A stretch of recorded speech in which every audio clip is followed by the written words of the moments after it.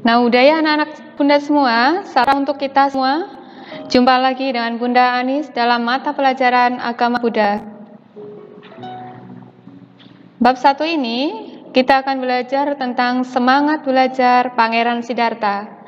Hal-hal yang akan kita pelajari pada hari ini antara lain tentang kepandaian Pangeran Siddhartha, Pangeran Siddhartha bersekolah,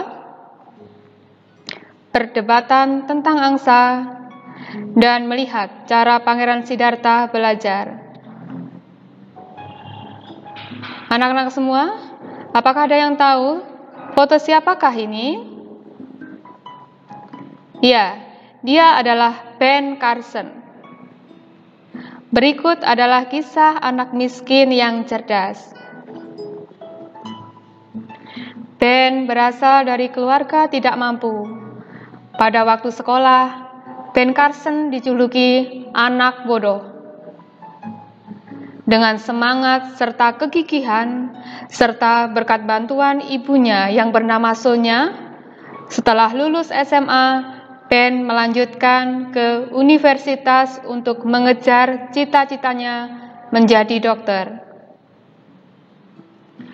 Jika dulu ia dijuluki anak paling bodoh di sekolah, kini ia adalah seorang dokter bedah syaraf terkenal yang mendapat nilai sempurna saat lulus kuliah. Ia juga sebagai pembicara pada seminar kedokteran di seluruh dunia. Dia juga sebagai direktur rumah sakit bedah syaraf pediatrik. Itu tadi pembahasan mengenai Ben Carson. Selanjutnya, bagaimana tentang Pangeran Siddhartha? Mari kita simak tentang kepandaian Pangeran Siddhartha. Siddhartha adalah anak seorang raja besar. Ia seorang anak yang periang, sangat santun, dan hormat kepada guru dan semua orang. Pangeran Siddhartha bersekolah di sekolah non-formal dengan mengundang guru untuk datang ke istana. Ia sekolah di taman istana. Gurunya bernama Wiswamitra. Siddhartha tekun saat belajar. Dalam hal ilmu pengetahuan, dia sangat cerdas. Dalam keterampilan, selalu yang terbaik.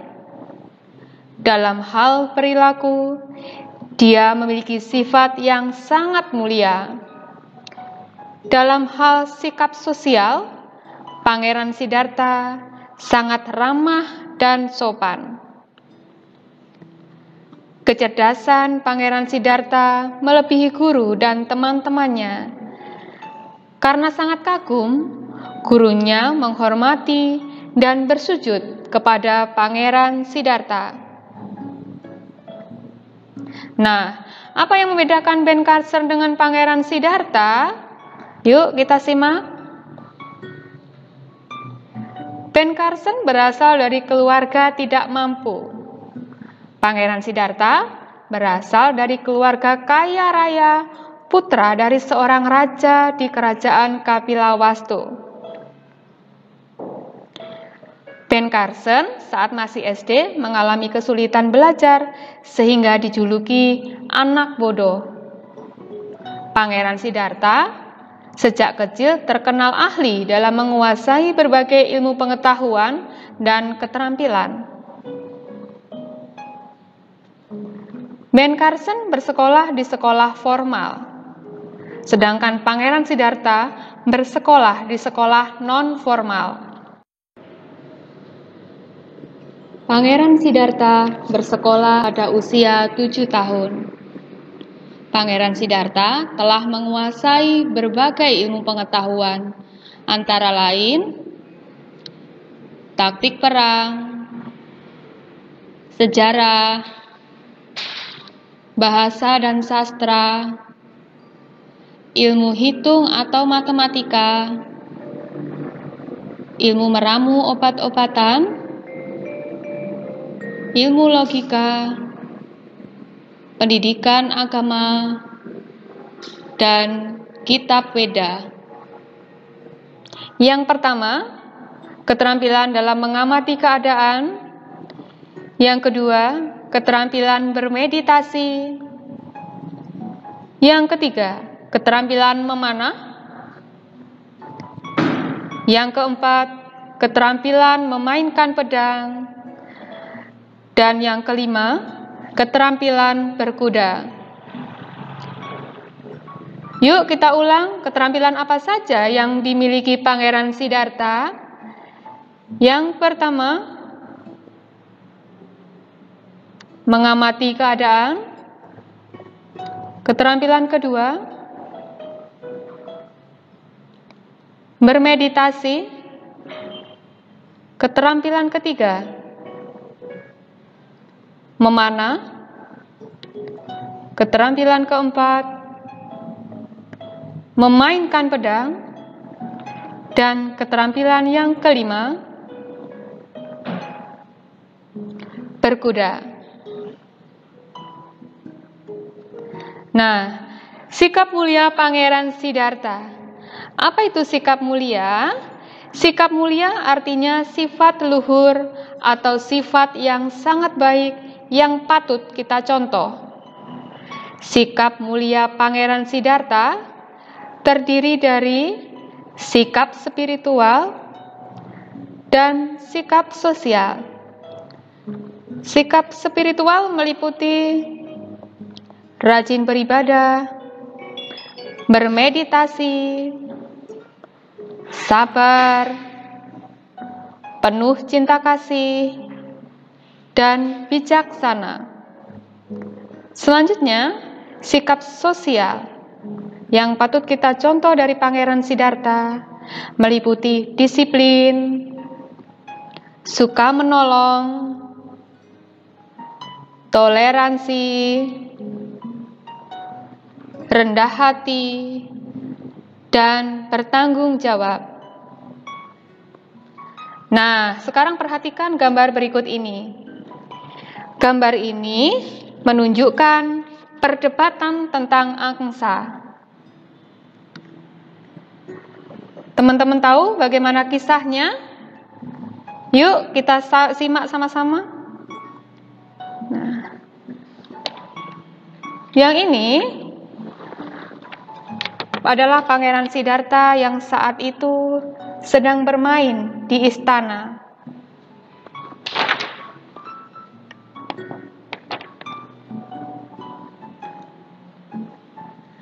Pangeran Siddhartha menolong angsa yang dipanah oleh Dewadatta.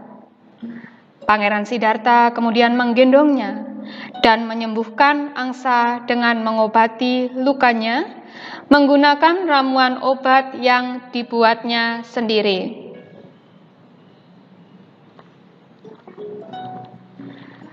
Kemudian terjadilah perdebatan antara Pangeran Siddhartha dengan Dewadatta tentang siapa yang berhak memiliki angsa tersebut.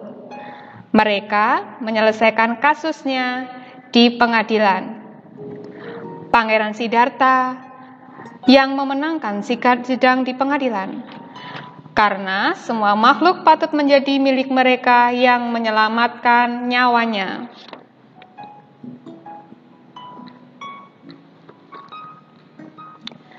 Pangeran Siddhartha kemudian merawat angsa tersebut hingga lukanya sembuh, kemudian dilepaskan kembali agar hidup di alam bebas. Tahukah kalian, sifat apakah yang harus kalian tiru dari Pangeran Siddhartha? Ya, beliau memiliki sifat suka menolong dan penuh kasih sayang. Bagaimana cara Pangeran Siddhartha mengembangkan welas asih? Beliau mengembangkan welas asih dengan menolong sesama manusia dan binatang yang menderita. Mengapa Pangeran Siddhartha memenangkan sidang di pengadilan saat perebutan angsa? Ya, karena Pangeran Siddhartha yang menyelamatkan angsa tersebut. Selanjutnya, yuk kita lihat cara Pangeran Siddhartha belajar.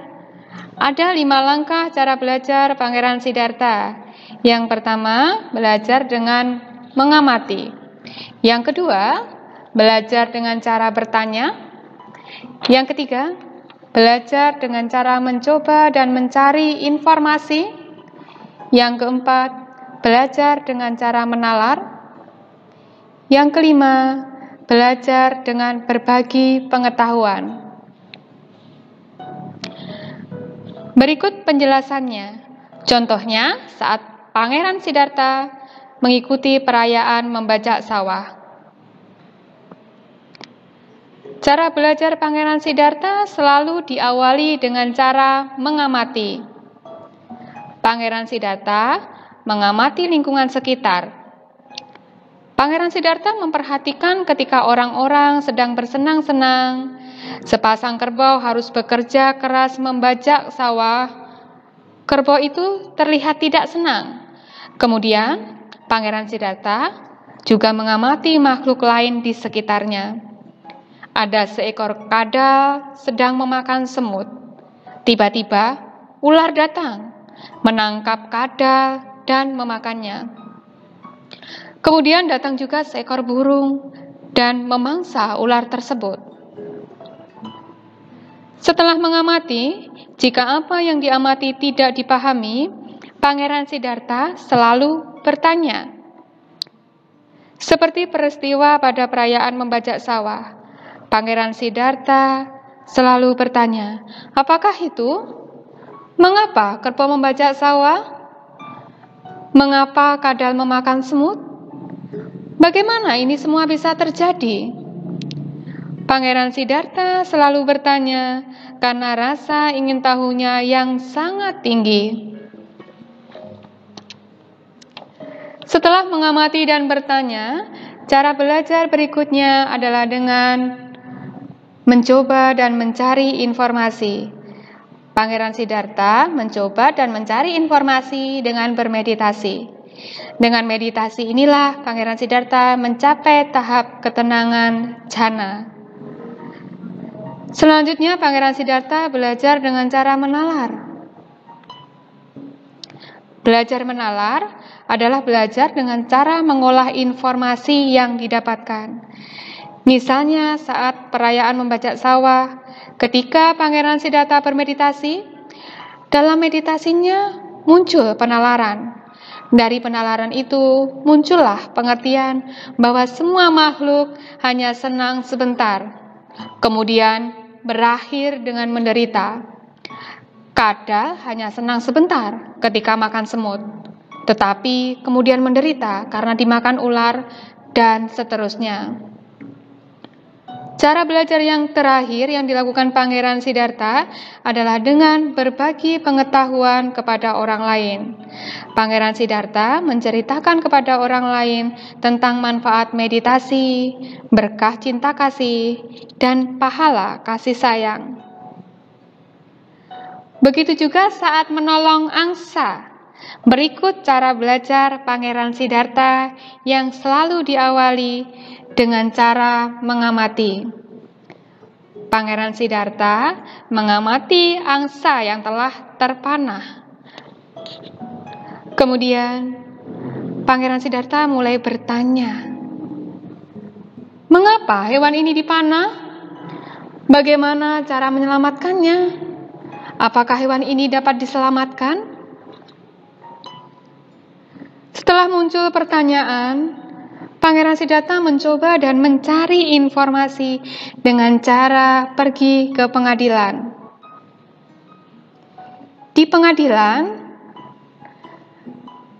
Setelah di pengadilan timbullah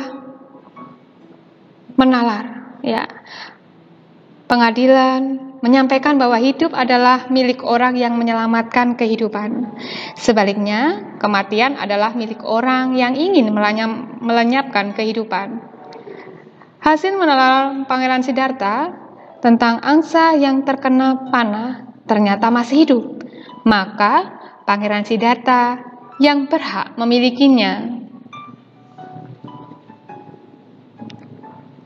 Setelah menalar, Pangeran Siddhartha berbagi pengetahuan tentang berkah cinta kasih dan pahala kasih sayang.